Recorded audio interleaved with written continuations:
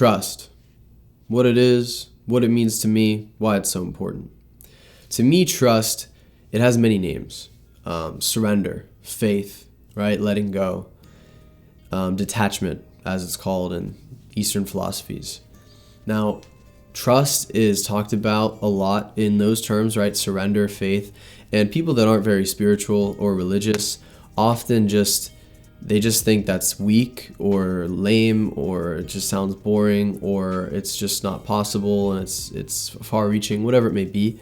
But no matter what you believe in, if you can develop trust as a skill, and you can frame it however you want, right? You don't have to say trust in God or the universe or Mother Nature. Like, you could just say trust. Like, you could just develop a skill called trust, because it's a skill like anything else. And if you just focus on that place, just finding that place, regardless of anything surrounding it, that ability to trust in the unknown, as I like to put it, that's really how I think of it the most, right? To trust in the fact that we don't know what's going to happen next. But learning to trust in the unknown is learning to feel its knowingness, right? It's getting away from doubt, from hesitation, from fear. And the more you can stay in a place of trust, the more you're going to be at ease, right? Which is going to heal the nervous system, which is going to have a profound effect on your mood, your health, and all these things that we know are true based on all the research from people like Dr. Joe Dispenza, from Dr. Bruce Lipton. Like, we know from so many people, we know what stress does to the nervous system, right? Well, imagine if you could actually trust, right? Trust yourself, trust in your future, trust in your life, trust in your partner, right? All these things. Now, of course, trust needs to be earned in certain, like when it comes to, right, with certain people, like we need boundaries, and we can't just be trusting, every homeless person that, you know what I mean? Like we have to be aware, and we have to have spatial awareness, right? Someone wants to come up to you like in an alley, right? You don't just trust them automatically, right? But this is a spiritual concept. This is a philosophy for life, right? For the majority of your life, to learn for all those moments that we torture ourselves, all those moments that we betray ourselves, all those moments that we just mull over these things, or just hyper focus and pathologize and just thinking about the worst, case scenario, which we understand, which I've talked about before. It comes from living in survival.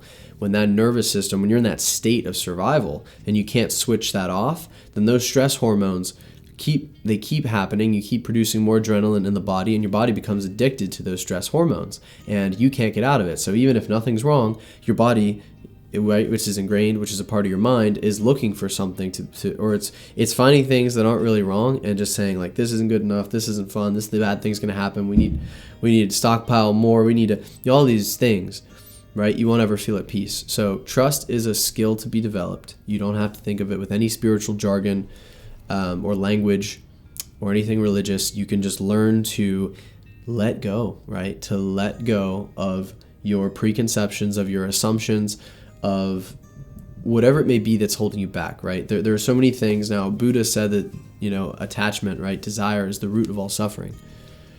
And that is very much connected to this, because it's not about never having those attachments, right? We're human, but it's about understanding that whenever we have something that we're so connected to, right? Like this job has, like this meeting has to go this way, and like I gotta get these things done, and like it's very human, right? Like I gotta pick up the kids at this time. Like we have things we gotta do, right?